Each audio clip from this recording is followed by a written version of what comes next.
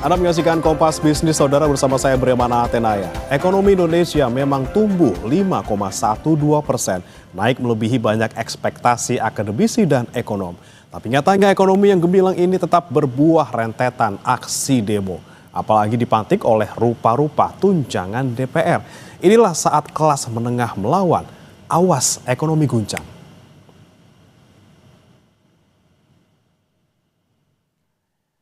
Dan saudara, kita akan langsung membahasnya bersama dengan narasumber yang sudah bergabung di sambungan Zoom, saudara, bersama Jahen Efreski, ekonom dan peneliti LPEM FEB Universitas Indonesia.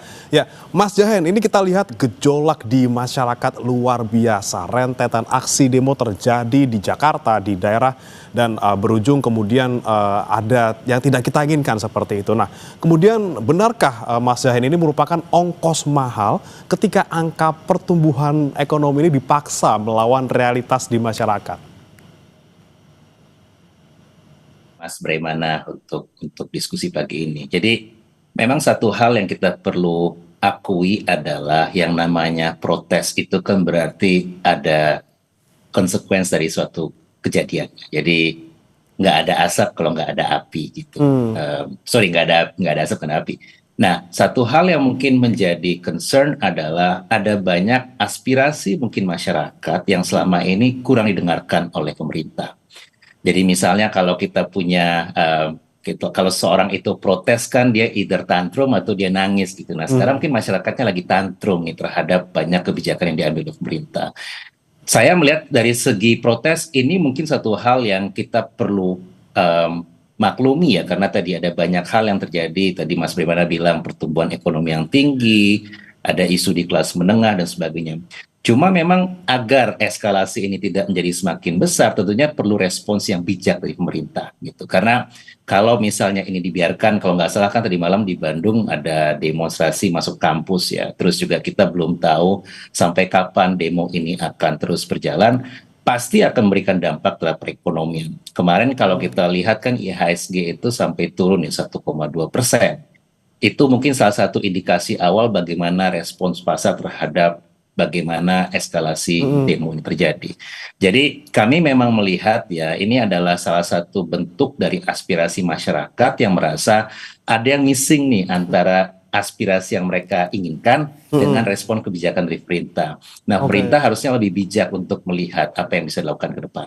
Oke, ada miss di sana ya ketika kondisi di masyarakat seperti apa, kemudian apa yang dilakukan pemerintah. Tapi Mas Jahen, kita akan simak informasi terlebih dahulu. Tingginya jumlah pekerja sektor informal dan juga stagnasi upah real ini membuat jumlah kelas menengah di Indonesia turun saat wakil rakyat justru mendapat aneka rupa tunjangan dan kemudian membuat protes pecah.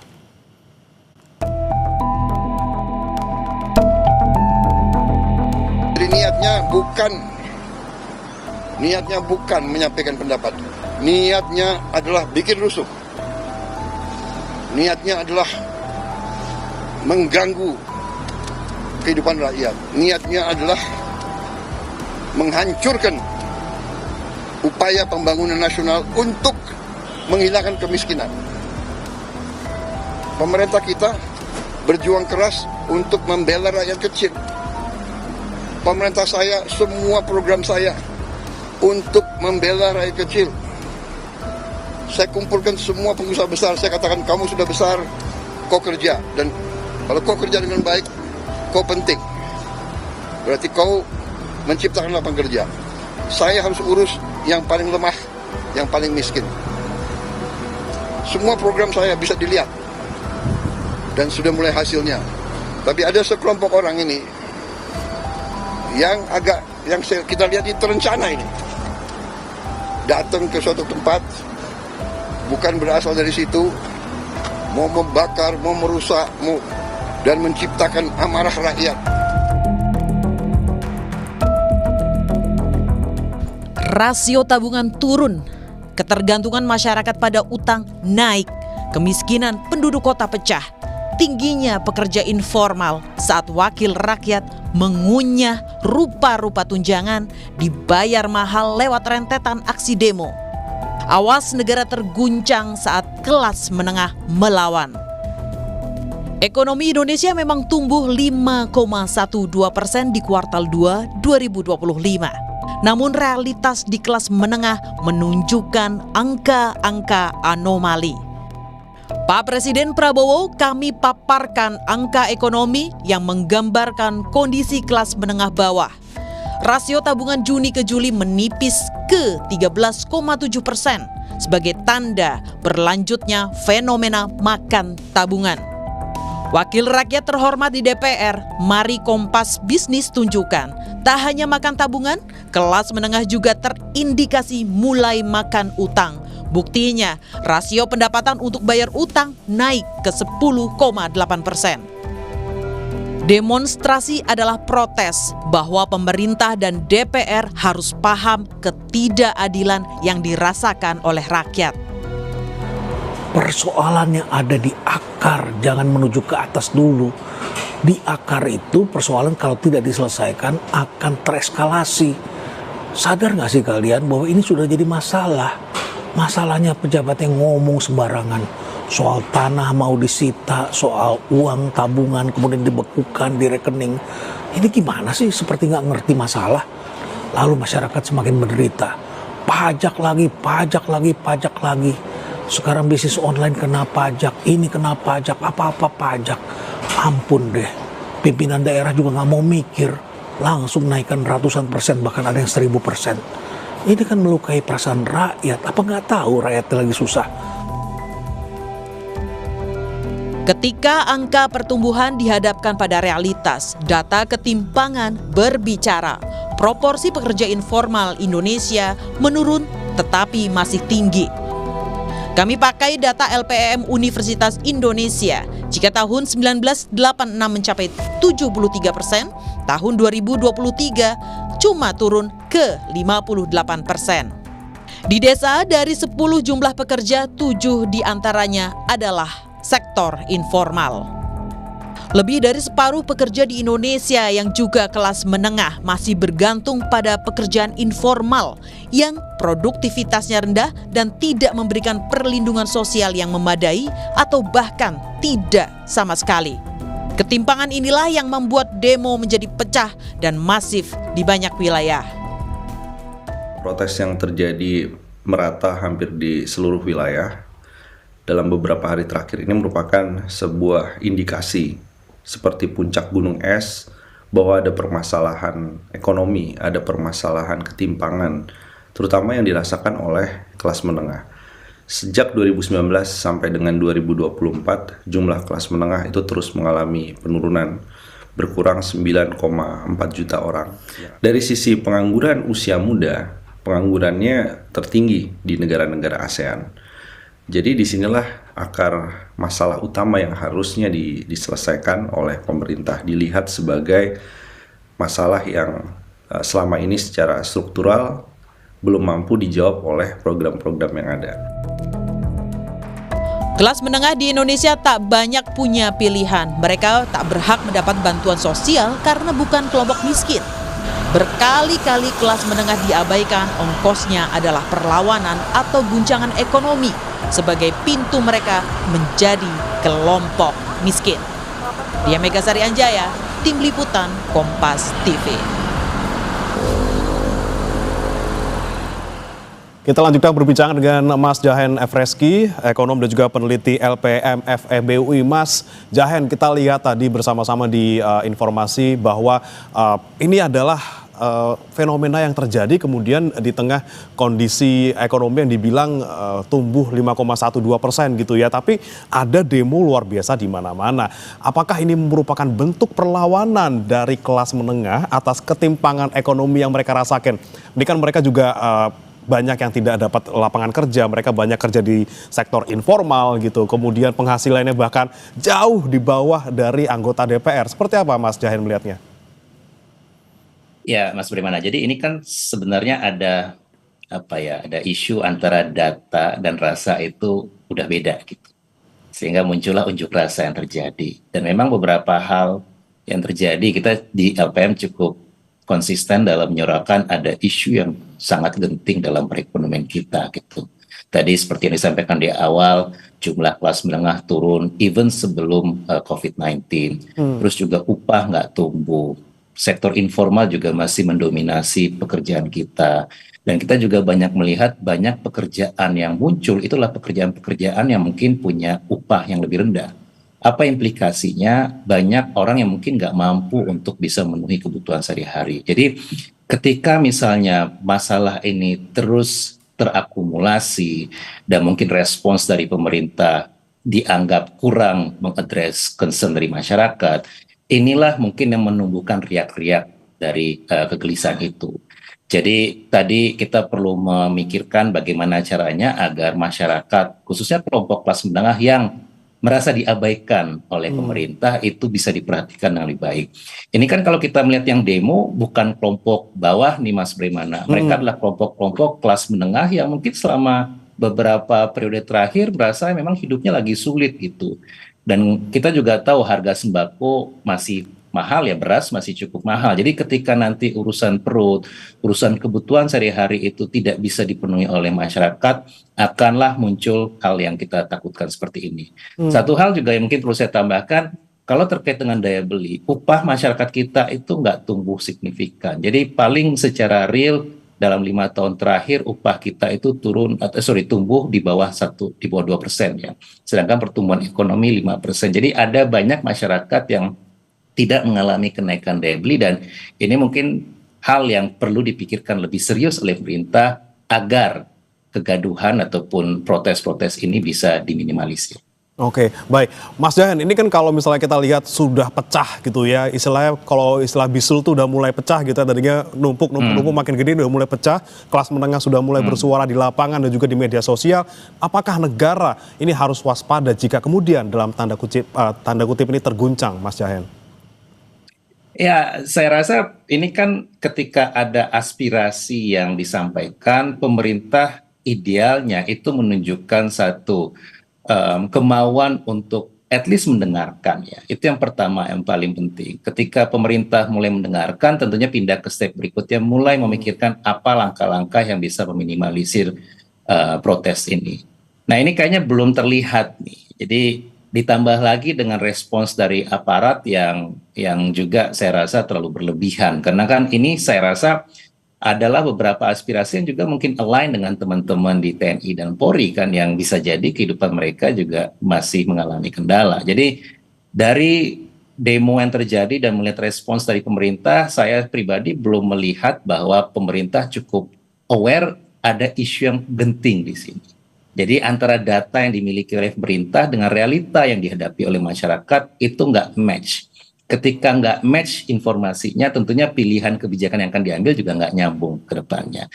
Itu yang kayaknya perlu urgent dilakukan, karena it's gonna be very costly ya. Ini akan sangat mahal biayanya kalau pemerintah tidak mencoba untuk lebih wise mendengarkan, dan di sisi yang lain juga masyarakat merasa bahwa aspirasi yang mereka sampaikan itu tidak didengarkan. Ditambah juga mungkin ada pihak-pihak yang ingin menyirami minyak di dalam kerusuhan ini ya, menambah api kerusuhan yang tentunya juga kontraproduktif buat kita semua. Oke, di sini kunci ada komunikasi di sana Mas Jahen antara pemerintah dan juga masyarakat. Namun apa yang selama ini diucapkan oleh Pak Prabowo terkait program-programnya untuk rakyat, apakah sudah mulai menjawab tuntutan dari pendemo? Kita akan bahas sesaat lagi. Mas Jahen dan juga saudara tetap bersama kami di Kompas Bisnis.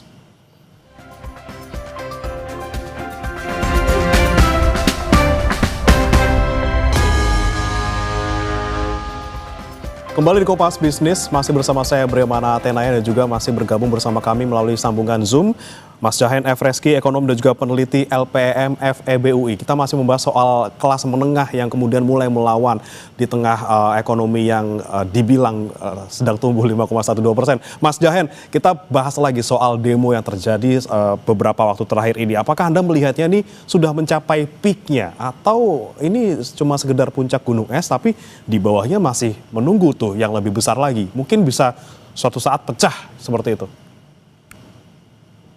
Saya sih berharap ini bisa dieskalasi lebih baik ya oleh pemerintah ya. Tergantung tadi respons dan juga apakah kita bisa meminimalisir tadi yang penunggang provokator yang terjadi. Tapi ini nggak akan bisa berubah kalau tadi seperti yang saya sampaikan di awal, antara apa yang dimaui oleh masyarakat dengan apa yang dilakukan oleh pemerintah itu nggak nyambung, nggak inline gitu.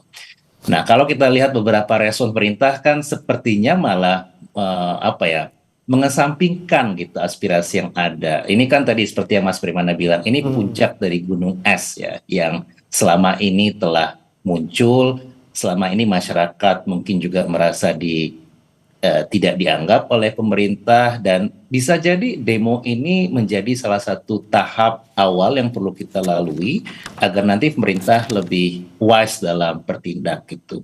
Tentunya kita berharap ini nggak berkepanjangan ya, karena tadi kita juga butuh kegiatan beroperasi seperti biasa, sekolah juga bisa berjalan dengan baik, perkantoran juga bisa full beroperasi agar nanti harapannya ekonomi bisa tumbuh lebih baik. Tapi tadi dari beberapa statement yang disampaikan oleh pemerintah, sepertinya malah nature-nya adalah ini akan menjadi lebih parah. Kita nggak pengen seperti itu ya. Kita berharap bahwa ini akan menjadi lebih baik, dan penanganan yang dilakukan oleh pemerintah juga akan menjadi faktor penting dalam memastikan bahwa eskalasi ini bisa dijaga dengan lebih baik. Oke, amit-amit ya Mas Jahen, walaupun ada potensi jangan sampai ke depan ada lebih parah, tapi tadi lagi-lagi ekskalasi yang berada ataupun ekskalasi yang ada ini bisa ditangani oleh pemerintah dengan sebaik mungkin. Tapi kalau Anda melihat selama ini yang sudah diucapkan oleh Pak Presiden Prabowo bahwa programnya ini untuk rakyat, apakah sudah menjawab tuntutan pendemo? Ini rakyat yang di mana yang dimaksud kalau yang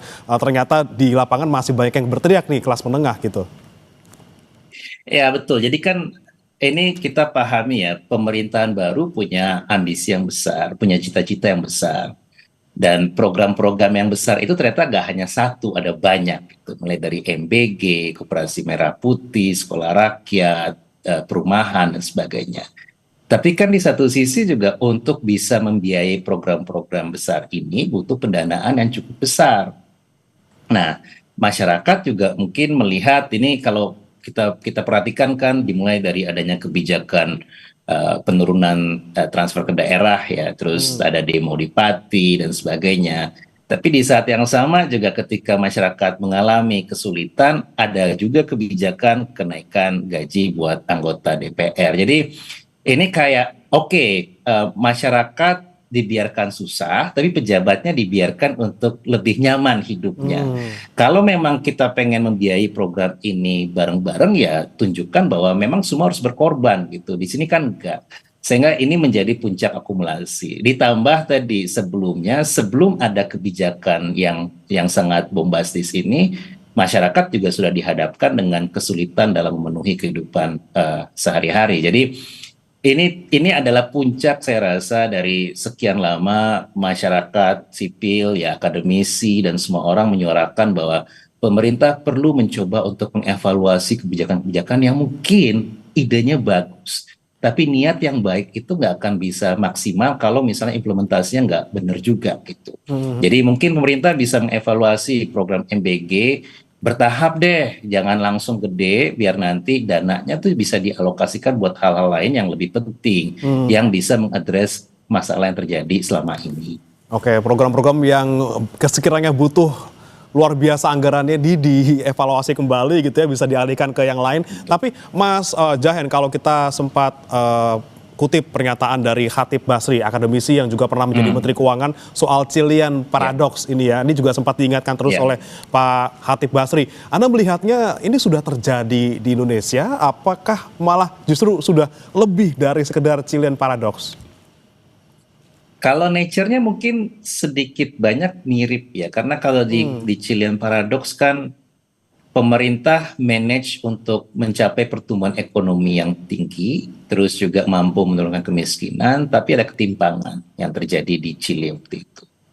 Nah, pemerintahnya juga bikin kebijakan, kalau nggak salah itu menaikkan harga transportasi ya. Jadi tarif transportasi itu meningkat. Jadi ada pemicu yang kalau kita bahas transportasi berarti kan itu menyasar kelompok kelas menengah kan, yang biasanya akan banyak menggunakan transportasi publik, rely on subsidi pemerintah untuk transportasi. Jadi kalau melihat gejalanya sih sebenarnya cukup mirip ya, tapi kalau di Indonesia kan ini akumulasi dari banyak hal ya, jadi nggak hanya masalah pendapatan, tapi juga isu terkait dengan tadi ada unfairness antara elit dan juga masyarakat, sehingga mungkin reaksinya juga akan sama.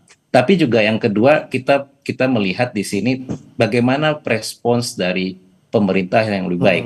Karena sebenarnya gini, Mas, kan akumulasi ini juga semakin rusuh karena ada satu ojol yang meninggal awalnya. Sekarang sudah mulai banyak. Jadi masyarakat juga merasa bahwa ini kenapa aspirasi yang disampaikan direspons dengan sangat brutal seperti ini. Jadi lagi-lagi kita nggak mau ini menjadi lebih parah ya. Kita nggak mau ini tereskalasi menjadi semakin besar.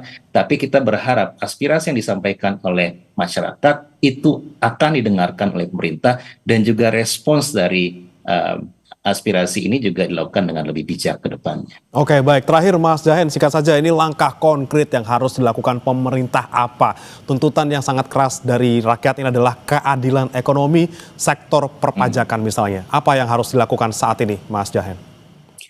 Ya, tadi yang seperti saya sampaikan, beberapa program-program populis pemerintah perlu dievaluasi agar nanti alokasi anggaran yang terserap untuk kebijakan tersebut bisa digunakan untuk masyarakat secara keseluruhan.